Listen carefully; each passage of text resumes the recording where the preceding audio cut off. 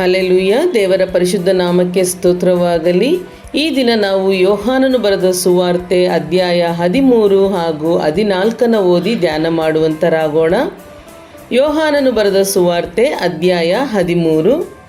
ಪಸ್ಕಾ ಹಬ್ಬದ ಮುಂದೆ ಯೇಸು ತಾನು ಈ ಲೋಕವನ್ನು ಬಿಟ್ಟು ತಂದೆಯ ಬಳಿಗೆ ಹೋಗಬೇಕಾದ ಕಾಲ ಬಂತೆಂದು ತಿಳುಕೊಂಡು ಲೋಕದಲ್ಲಿರುವ ತನ್ನವರನ್ನು ಪ್ರೀತಿಸಿ ಪರಿಪೂರ್ಣವಾಗಿ ಅವರನ್ನು ಪ್ರೀತಿಸುತ್ತಾ ಬಂದನು.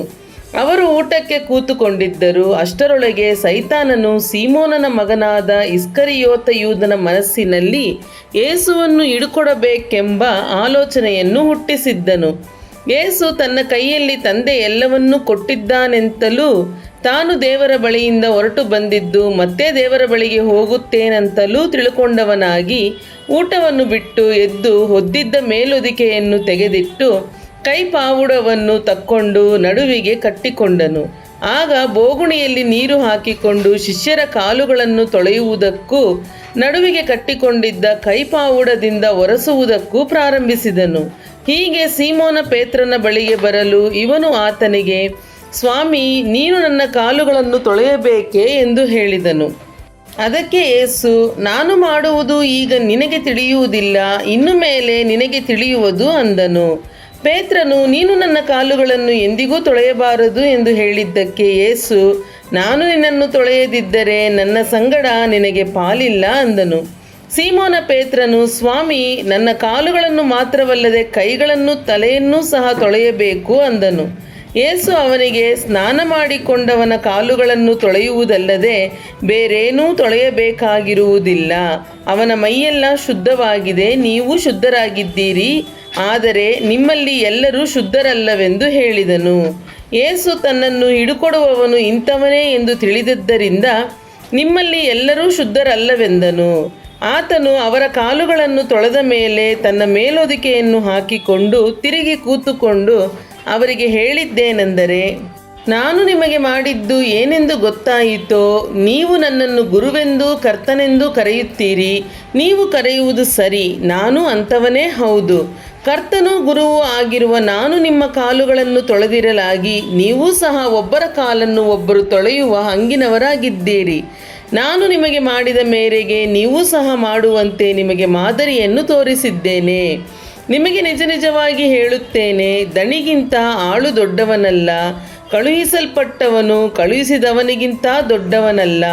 ನೀವು ಇದನ್ನು ತಿಳ್ಕೊಂಡು ಇದರಂತೆ ಮಾಡಿದರೆ ನೀವು ಧನ್ಯರು. ನಾನು ನಿಮ್ಮೆಲ್ಲರನ್ನು ಕುರಿತು ಈ ಮಾತನ್ನು ಹೇಳಲಿಲ್ಲ, ನಾನು ಆದುಕೊಂಡವರನ್ನು ನಾನು ಬಲ್ಲೆನು.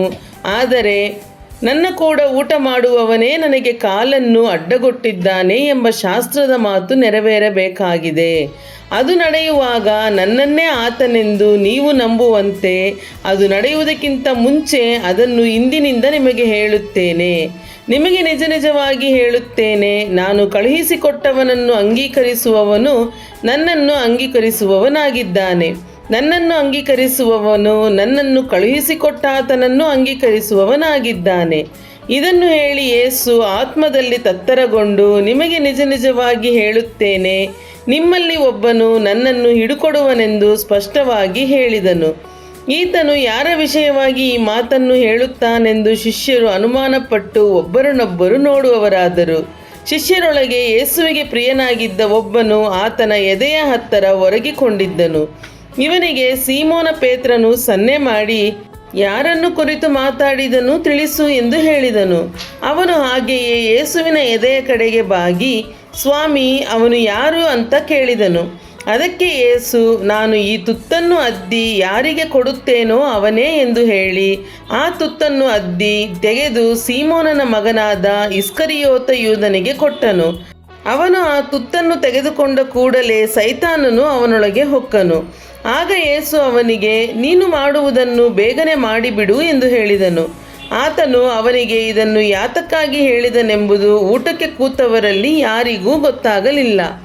ಅವರಲ್ಲಿ ಕೆಲವರು, ಯೂದನ ವಶದಲ್ಲಿ ಹಣದ ಚೀಲವಿದ್ದರಿಂದ ಹಬ್ಬಕ್ಕಾಗಿ ನಮಗೆ ಬೇಕಾದದ್ದನ್ನು ಕೊಂಡುಕೋ ಎಂಬುದಾಗಿಯೋ ಬಡವರಿಗೆ ಏನಾದರೂ ಕೊಡು ಎಂಬುದಾಗಿಯೋ ಯೇಸು ಅವನಿಗೆ ಹೇಳುತ್ತಾನೆ ಎಂದು ನೆನೆಸಿದರು. ಅವನು ಆ ತುತ್ತನ್ನು ತೆಗೆದುಕೊಂಡ ಕೂಡಲೇ ಹೊರಗೆ ಹೋದನು. ಆಗ ರಾತ್ರಿಯಾಗಿತ್ತು. ಅವನು ಹೊರಗೆ ಹೋದ ಮೇಲೆ ಯೇಸು, ಈಗ ಮನುಷ್ಯಕುಮಾರನು ಮಹಿಮೆ ಪಟ್ಟಿದ್ದಾನೆ ಮತ್ತು ದೇವರು ಆತನಲ್ಲಿ ಮಹಿಮೆ ಪಟ್ಟಿದ್ದಾನೆ. ದೇವರು ಆತನಲ್ಲಿ ಮಹಿಮೆ ಪಟ್ಟಿರಲಾಗಿ ತನ್ನಲ್ಲಿ ದೇವರು ಆತನನ್ನೂ ಮಹಿಮೆ ಪಡಿಸುವನು, ಕೂಡಲೇ ಮಹಿಮೆ ಪಡಿಸುವನು. ಪ್ರಿಯ ಮಕ್ಕಳೇ, ಇನ್ನು ಸ್ವಲ್ಪ ಕಾಲವೇ ನಿಮ್ಮ ಸಂಗಡ ಇರುತ್ತೇನೆ. ನನ್ನನ್ನು ಹುಡುಕುವಿರಿ, ಆದರೆ ನಾನು ಹೋಗುವಲ್ಲಿಗೆ ನೀವು ಬರಲಾರಿರಿ ಎಂದು ನಾನು ಯೆಹೂದ್ಯರಿಗೆ ಹೇಳಿದಂತೆ ಈಗ ನಿಮಗೂ ಹೇಳುತ್ತೇನೆ. ನಾನು ನಿಮಗೆ ಒಂದು ಹೊಸ ಆಜ್ಞೆಯನ್ನು ಕೊಡುತ್ತೇನೆ, ಏನೆಂದರೆ ನೀವು ಒಬ್ಬರನ್ನೊಬ್ಬರು ಪ್ರೀತಿಸಬೇಕು. ನಾನು ನಿಮ್ಮನ್ನು ಪ್ರೀತಿಸಿದ ಮೇರೆಗೆ ನೀವು ಸಹ ಒಬ್ಬರನ್ನೊಬ್ಬರು ಪ್ರೀತಿಸಬೇಕು ಎಂಬುದೇ. ನಿಮ್ಮೊಳಗೆ ಒಬ್ಬರ ಮೇಲೊಬ್ಬರಿಗೆ ಪ್ರೀತಿ ಇದ್ದರೆ ಎಲ್ಲರೂ ನಿಮ್ಮನ್ನು ನನ್ನ ಶಿಷ್ಯರೆಂದು ತಿಳುಕೊಳ್ಳುವರು ಅಂದನು. ಸೀಮೋನ ಪೇತ್ರನು ಆತನನ್ನು, ಸ್ವಾಮಿ, ಎಲ್ಲಿಗೆ ಹೋಗುತ್ತೀ ಎಂದು ಕೇಳಿದ್ದಕ್ಕೆ ಯೇಸು, ನಾನು ಹೋಗುವಲ್ಲಿಗೆ ನೀನು ಈಗ ನನ್ನ ಹಿಂದೆ ಬರಲಾರಿ, ತರುವಾಯ ನನ್ನ ಹಿಂದೆ ಬರುವಿ ಅಂದನು. ಪೇತ್ರನು ಆತನಿಗೆ, ಸ್ವಾಮಿ, ನಾನು ಯಾಕೆ ಈಗ ನಿನ್ನ ಹಿಂದೆ ಬರಲಾರೆನು? ನಿನಗಾಗಿ ನನ್ನ ಪ್ರಾಣವನ್ನಾದರೂ ಕೊಟ್ಟೇನು ಎಂದು ಹೇಳಲು, ಯೇಸು, ನನಗಾಗಿ ಪ್ರಾಣ ಕೊಟ್ಟೀಯಾ? ನಿನಗೆ ನಿಜ ನಿಜವಾಗಿ ಹೇಳುತ್ತೇನೆ, ನೀನು ನನ್ನ ವಿಷಯದಲ್ಲಿ ಅವನನ್ನು ಅರಿಯನೆಂದು 3 ಸಾರಿ ಹೇಳುವ ತನಕ ಕೋಳಿ ಕೂಗುವುದೇ ಇಲ್ಲ ಅಂದನು. ಯೋಹಾನನು ಬರೆದ ಸುವಾರ್ತೆ ಅಧ್ಯಾಯ 14. ನಿಮ್ಮ ಹೃದಯವು ಕಳವಳಗೊಳ್ಳದೇ ಇರಲಿ. ದೇವರನ್ನು ನಂಬಿರಿ, ನನ್ನನ್ನೂ ನಂಬಿರಿ.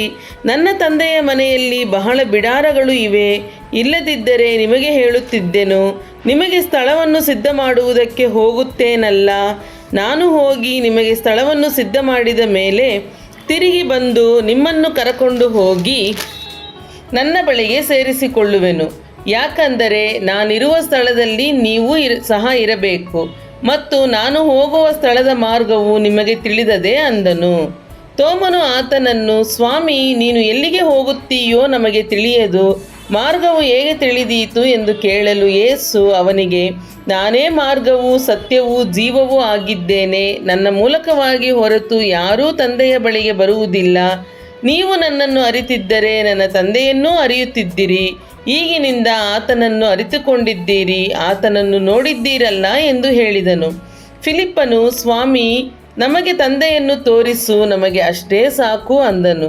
ಯೇಸು ಅವನಿಗೆ, ಫಿಲಿಪ್ಪನೇ, ನಾನು ಇಷ್ಟು ದಿವಸ ನಿಮ್ಮ ಸಂಗಡ ಇದ್ದರೂ ನೀನು ಇನ್ನೂ ನನ್ನನ್ನು ಅರಿತುಕೊಳ್ಳಲಿಲ್ಲವೇ? ನನ್ನನ್ನು ನೋಡಿದವನು ತಂದೆಯನ್ನು ನೋಡಿದ್ದಾನೆ. ನಮಗೆ ತಂದೆಯನ್ನು ತೋರಿಸೆಂದು ನೀನು ಹೇಳುವುದು ಹೇಗೆ? ನಾನು ತಂದೆಯಲ್ಲಿದ್ದೇನೆ, ತಂದೆಯು ನನ್ನಲ್ಲಿ ಇದ್ದಾನೆ ಎಂದು ನೀನು ನಂಬುವುದಿಲ್ಲವೋ? ನಾನು ನಿಮಗೆ ಹೇಳುವ ಮಾತುಗಳನ್ನು ನನ್ನಷ್ಟಕ್ಕೆ ನಾನೇ ಆಡುವುದಿಲ್ಲ. ತಂದೆಯು ನನ್ನಲ್ಲಿ ಇದ್ದುಕೊಂಡು ತನ್ನ ಕ್ರಿಯೆಗಳನ್ನು ನಡೆಸುತ್ತಾನೆ.